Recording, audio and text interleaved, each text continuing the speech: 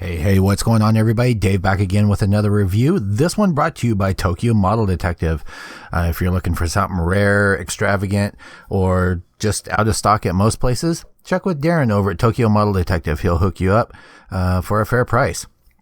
Getting on with this, I decided to do something a little bit different. Been changing things up if you guys have noticed.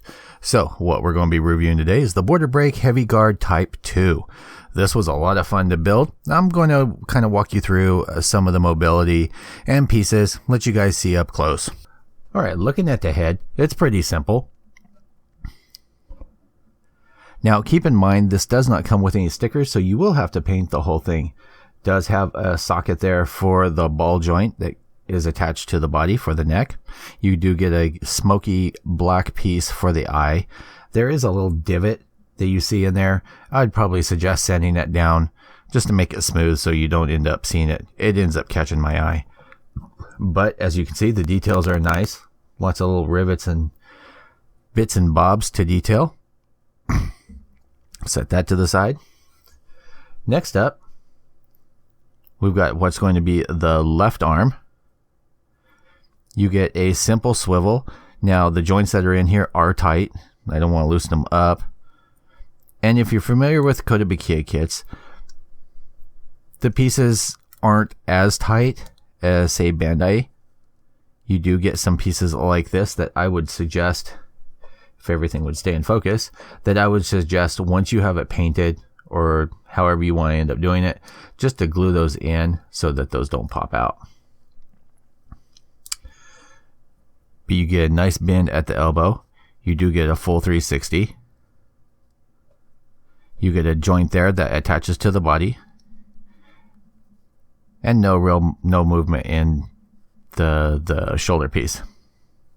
Now on these, you do get these that come out. You can swap out. There's an extra piece that comes with it. And this is for attaching some of the weapons to it. But I just have it as stock as the instructions end up showing it. So that's going to be the left arm. Right arm's pretty much the same. You get a little bit different piece that goes on the side here. You get this that comes stock on there. Again, same mobility.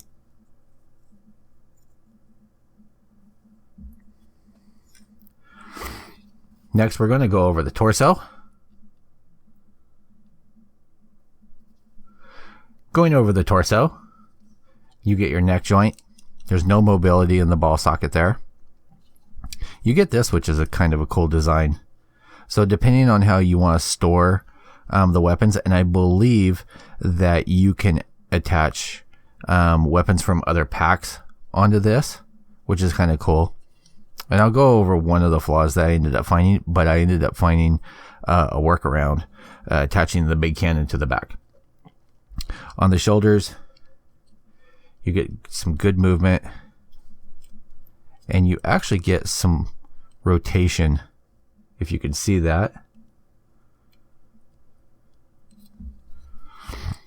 You do get a little bit of mobility down here, not much up and down though.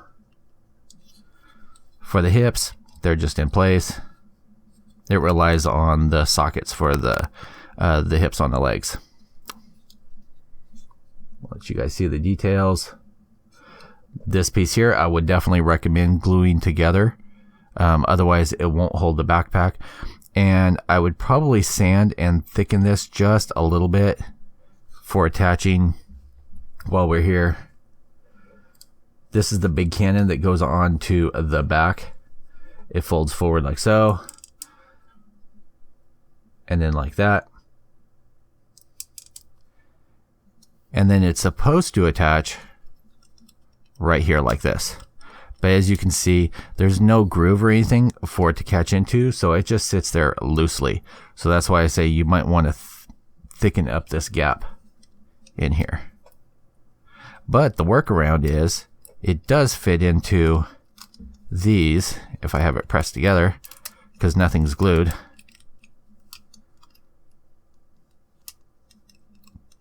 It does sit into there pretty well, so that's what I've been doing for display. So that's for the torso.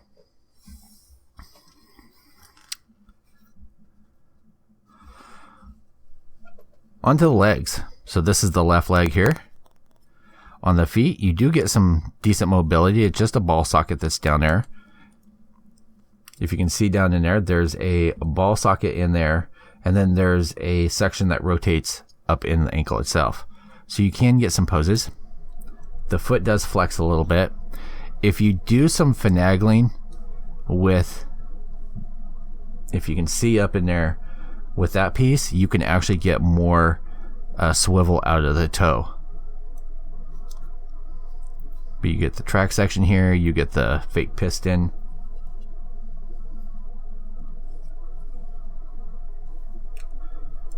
You do get a nice bend out of the knee. The only downside of bending that much, unless you use some claw plate to kind of cover up the joint, is it's not exactly pretty up in there. So keep that in mind. You do get these thruster pieces that attach to the side. Just has a ball joint. You can pop this out. And then it shows in the instructions, you can take these guys, add on another piece, then pop that in there to extend that out. So it gives you plenty of options with that. With the hip section there, you only get so much rotation in there, and that's mainly because I can't pop that out. That piece that's in there, if you trim that out, you'll get a lot more rotation out of that hip. And that's why I don't have those pieces in, because they have a tendency of popping out more. Now, I love all the detail with the Kotobukiya kits, but parts do tend to fit a little loosely and do need to be glued. So yeah, so that's the left leg. Right leg's exactly the same. We'll go over the guns. Now, a little niggle that I have, the back of the hand plates on these fit loosely. So if when you're trying to put the guns in, you're going to have to remove this thumb, you're going to have to remove the fingers, then place the gun in and remove the back of the hand. Place the gun in, put the fingers, put the thumb, then put this on. And it's just pressed in, but if you bump it just right, that little sucker is going to pop right out. So this is bazooka that comes with, does extend out, but looks pretty good in general. You get a foldable pistol. I've just left these attached to the hands. It just does fold like so.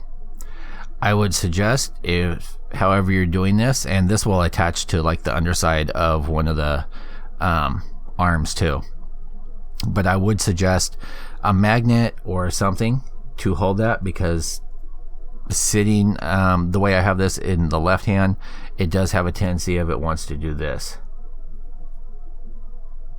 But great detail all around.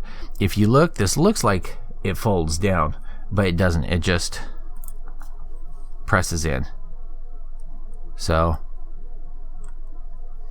not that you figure that he's going to be in a pose with it propped on anything, but it's there for aesthetics. Alright, so that's the weapons. Going over the little accessories that we have here.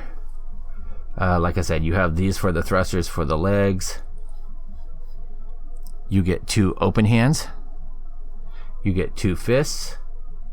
You get the 2 hands that hold weapons, and then you have the extra piece that can attach to the bottom of the other hand. Alright, so here we are back again. Sorry about that. With them all put together, kind of in a pose that I like. So we'll give you a quick all around here.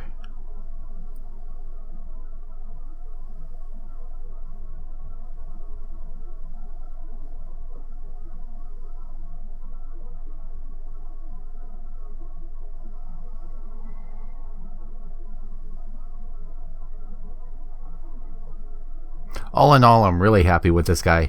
Definitely would end up picking him, and I might even pick up another one. I've got some weathering stuff that is itching for this, and as you guys know, I have a whole stash of border break kits. So Stay tuned for the unboxings and reviews of those.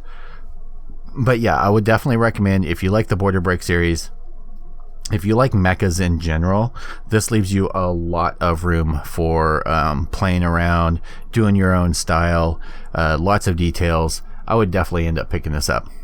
So again, I want to thank Darren over at Tokyo Model Detective for hooking me up with this. Came in a bunch of kits I ended up ordering and some that he sent for a review, so thank you again. And like I said, if you're looking for something that's out of the blue, maybe out of stock, maybe overpriced at someplace like Hobby Link Japan, definitely give him a shout out. He's on Facebook, Twitter, YouTube. The best place to usually get hold of him though is on Facebook, and he's really good at replying on there. So again, Tokyo Model Detective, his name's Darren. So thanks for tuning in, guys, and stick around. I have a lot more coming up. Thanks, and as usual, peace out.